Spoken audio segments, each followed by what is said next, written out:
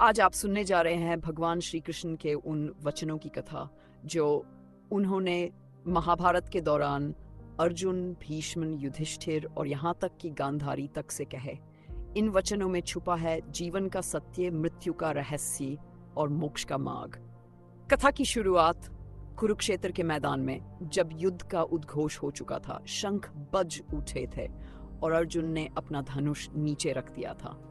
तब भगवान श्री कृष्ण ने पहली बार महाभारत का सबसे बड़ा रहस्य उजागर किया। हे अर्जुन, तू इस शरीर को मारने योग्य समझता है, परंतु जान आत्मा न मरती है न जन्म लेती है। ये शरीर तो वस्त्र है, आत्मा तो शाश्वत है।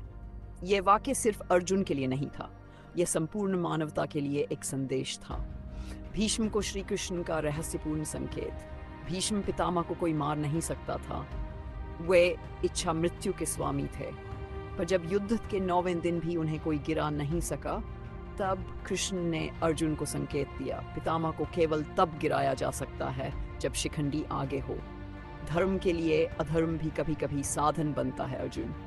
ये वाक्य आज भी धर्म की सीमाओं को चीरता है। कर्ण से कहा एक अविस्मरणीय वचन। जब युद्ध के अंतिम दिन कर्ण का रथ धंस गया और वह शस्त्र उठाने में असमर्थ था, तब कृष्ण ने कहा, हे कर्ण का पक्षधर था, पर तूने अधर्मियों का साथ दिया।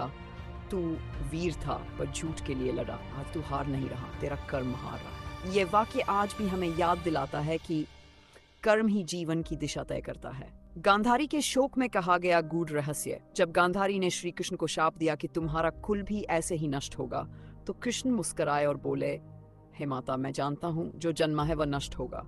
ये लीला है और हर लीला का अंत होता है, परंतु सत्य और धर्म कभी नष्ट नहीं होते, वे अगले युग में जन्म लेते हैं। ये वचन भविष्यवाणी बन गया। कृष्ण के वंश का नाश हुआ पर गीता अमर हो गई। श्री कृष्ण का अंतिम वचन एक रहस्य।